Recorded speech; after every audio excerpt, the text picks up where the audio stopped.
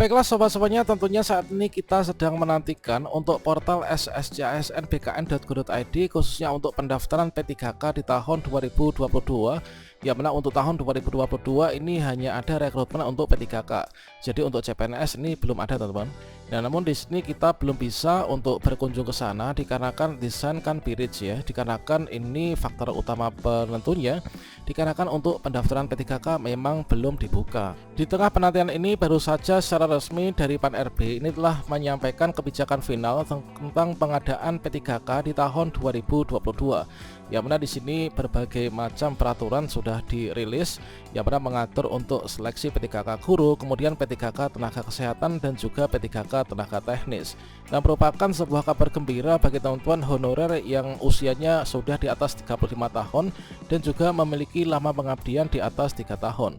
Bagaimanakah informasinya? Silahkan simak video ini sampai selesai. Namun sebelum kita lanjutkan, perlu saya ingatkan bagi teman-teman yang mungkin baru pertama kali menemukan channel ini, silahkan klik tombol subscribe-nya dan aktifkan notifikasi loncengnya, sehingga nanti jika ada update video terbaru, teman-teman tidak akan ketinggalan informasi. Baiklah sobat-sobatnya, inilah merupakan kebijakan final untuk pengadaan P3K di tahun 2022, baik itu untuk P3K guru, kemudian teknis dan juga tenaga kesehatan.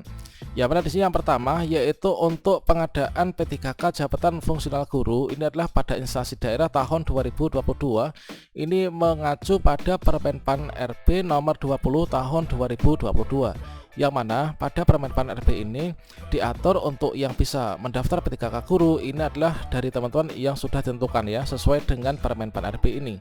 Yang mana di sini ditentukan untuk pelamar P3K guru itu adalah terdiri dari pelamar prioritas 1, prioritas kedua dan juga prioritas yang ketiga.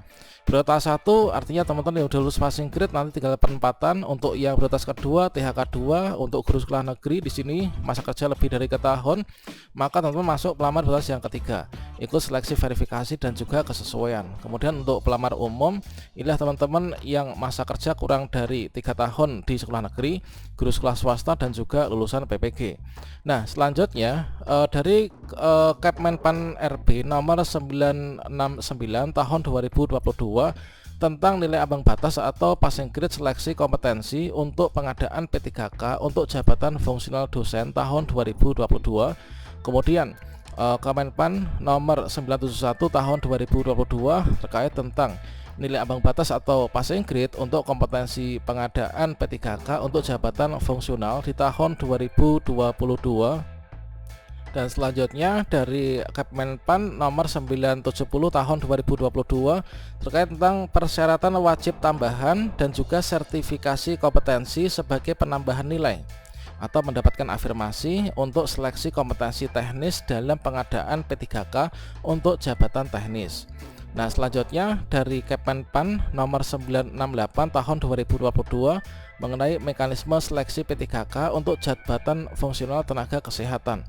Yang mana di sana diberikan afirmasi juga yaitu 10% untuk yang disabilitas, kemudian 35% untuk daerah 3T, kemudian 25% untuk berusia di atas 35 tahun ke atas dengan masa kerja paling singkat 3 tahun. Kemudian 15% untuk fasilitas kesehatan tempat bekerja saat ini. Kemudian penugasan dari Kemkes. Nah, ini untuk jenis kebijakan yaitu untuk nanti tata peraturan ya yang digunakan untuk diseleksi tahun 2022 ini. Yang pertama untuk jabatan fungsional guru, inilah mengacu pada peraturan Menteri Pan-RB nomor 20 tahun 2022. Yang mana untuk pelamar prioritas 1 ini nanti tidak dites lagi, jadi nanti dari formasi yang dibuka di Pemda untuk teman-teman pelamar prioritas 1 yang sudah lulus passing grade ini nanti langsung ditempatkan. Sementara itu untuk yang teman-teman pelamar prioritas kedua dan juga pelamar prioritas yang ketiga. Nah, untuk mekanisme seleksi prioritas guru menjadi P3K di sini nanti dari teman-teman ini guru honorer ini nanti mengikuti seleksi verifikasi ya, verifikasi atau kesesuaian inilah untuk teman-teman pelamar prioritas kedua dan juga ketiga yaitu THK 2 dan juga guru sekolah negeri masa kerja lebih dari 3 tahun.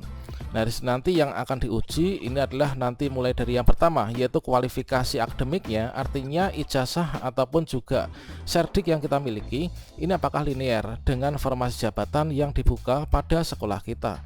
Selanjutnya nanti akan diuji juga yaitu dari segi kinerja, kemudian kompetensi, kemudian juga ada background check. terkait tentang apa saja yang harus dipersiapkan untuk teman-teman pelamar prioritas yang kedua. Nanti apakah RPP ataukah mungkin absensi atau apa, ini sudah saya sediakan dan kita bahas pada video setelah ini ya.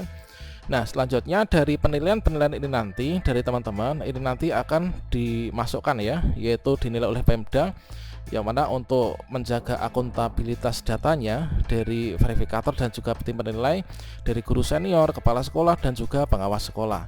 Dan selanjutnya nanti akan diverifikasi dari Kemdikbudristek teman-teman untuk nanti penentuan kelulusannya. Dan selanjutnya yang ketiga, untuk teman-teman pelamar umum P3K Guru 2022 ini terdiri dari dua, yaitu di sini adalah untuk teman-teman pelamar new entry ya, atau untuk jabatan guru ini nanti ini dengan mekanisme seleksi cat UNBK. Jadi dari teman-teman pelamar yang dari lulusan PPG maupun juga dari guru sekolah swasta, kemudian juga guru sekolah negeri masa kerja kurang dari 3 tahun, nanti bersama-sama melakukan pendaftaran, nanti mengikuti seleksi dengan mekanisme cat UNBK. Nah, siapakah yang nanti akan bisa menepati formasi? Yang bisa mendapat informasi inilah sesuai dengan yang dijelaskan di sini ya, yaitu top rank. Nah, top rank yang akan ditempatkan di sekolah yang tidak ada pelamarnya. Artinya dari teman-teman pelamar umum ini nanti yang diperebutkan itu adalah formasi yang memang di sana itu nggak ada guru honorernya ya. Siapa yang dapat nilai paling tinggi perankingannya, maka teman-teman nantilah di sana yang akan ditempatkan. Inilah untuk fungsional guru. Nah, selanjutnya untuk teman-teman jabatan yaitu fungsional tenaga kesehatan itu mengacu pada keputusan Menpan RB nomor 968 tahun 2022.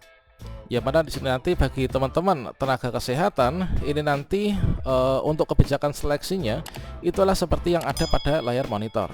Jadi nanti dari peserta atau pelamar inilah yang bisa ikut seleksi P3K tenaga kesehatan. Inilah yang pertama dari teman-teman XTHK 2 ya. Nah, jadi dari teman-teman XTHK 2 atau tenaga honorer kategori 2 yang terdaftar dalam pangkalan data Badan Kepegawaian Negara.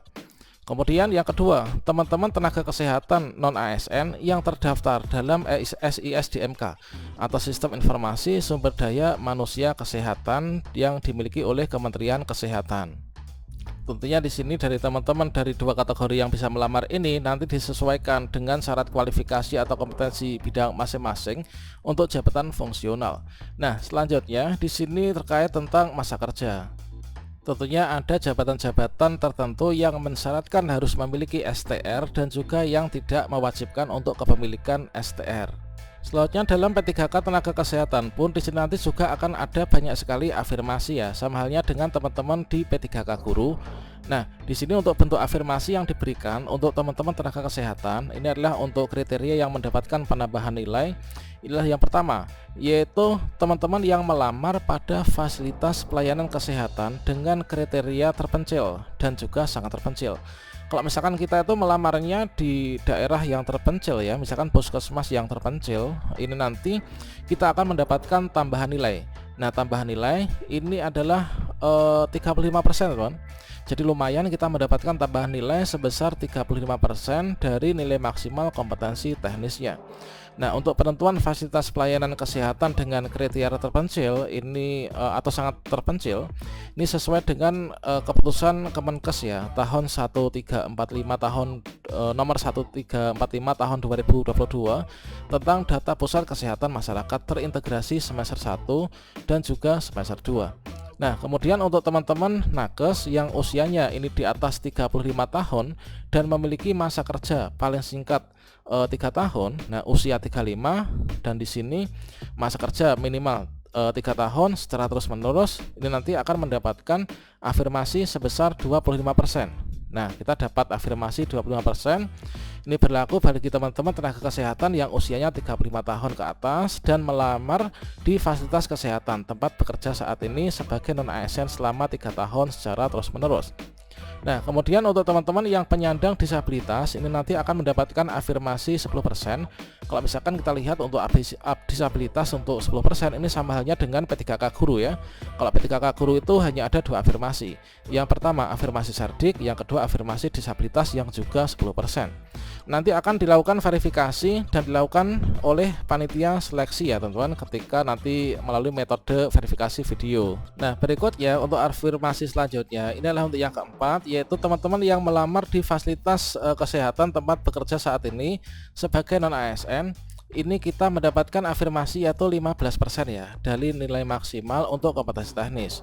Nah, peserta ini asalkan kita itu terdaftar pada SISDMK Kemenkes dan berstatus aktif dan berkesesuaian antara jabatan yang dilamar dengan jabatan yang tertera dalam database. Ini nanti kita mendapatkan yaitu afirmasi sebesar 15%.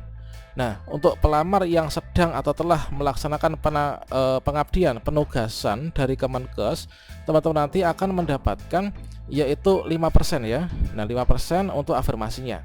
Nah, pengabdian itu berupa salah satu dari beberapa penugasan di bawah ini. Yang pertama, misalkan penugasan khusus di DTPK ya, atau Pansus, kemudian pegawai tidak tetap di pusat atau mungkin Nusantara Sehat Individu, kemudian Nusantara Sehat berbasis tim, kemudian wajib kerja dokter spesialis misalkan, atau pendaya gunaan dokter spesialis. Nanti kita akan mendapatkan tambahan lagi afirmasi 5%. Jadi kalau misalkan kita mendapatkan semua afirmasi atau 2 bahkan 3 afirmasi, ini nanti untuk peluang lulus kita ini nanti akan lebih besar teman-teman. Nah, untuk teman-teman dari Kemenkes ya. Nah, selanjutnya keputusan Menteri Pan-RB nomor 970 tahun 2022 tentang persyaratan wajib tambahan dan juga sertifikasi kompetensi sebagai penambahan nilai seleksi kompetensi. Ini untuk teman-teman tenaga teknis ya. Nah, ini adalah khusus untuk jabatan tenaga teknis. Ya, mana di sini disampaikan yaitu terkait tentang persyaratan untuk pengalaman kerja bagi pelamar untuk jabatan yang teknis. Nah, ini adalah untuk jabatan fungsional jenjang pemula, terampil, dan ahli pertama. Ini paling singkat, ini adalah 2 tahun ya di bidang kerja yang relevan dengan jabatan fungsional yang kita lamar. Nah, kemudian untuk jabatan fungsional tenaga ahli muda, ini adalah paling singkat 3 tahun di bidang kerja yang relevan dengan jabatan fungsional yang kita lamar. Kemudian untuk jabatan fungsional tenaga ahli madya, ini adalah minimalnya 5 tahun di bidang kerja yang relevan. Nah, bagi teman-teman inilah untuk buktinya ya. Buktinya nanti bagi pekerja yang bekerja di instansi pemerintah itu berupa surat keterangan paling rendah inilah oleh JPT pertama ya, Pratama. Kemudian bagi yang bekerja pada perusahaan swasta atau lembaga non pemerintah inilah berupa surat keterangan paling rendah ini adalah dari direktur atau kepala divisi yang membidangi tentang SDM. Baiklah, itulah sobat semuanya terkait tentang pembahasan kita. Semoga nanti di tahun 2022 ini kita semua bisa diangkat ya menjadi ASN P3K, entah itu untuk bidang kesehatan, untuk bidang pendidikan, maupun juga untuk yang bidang teknis. Demikian, wassalamualaikum warahmatullahi wabarakatuh.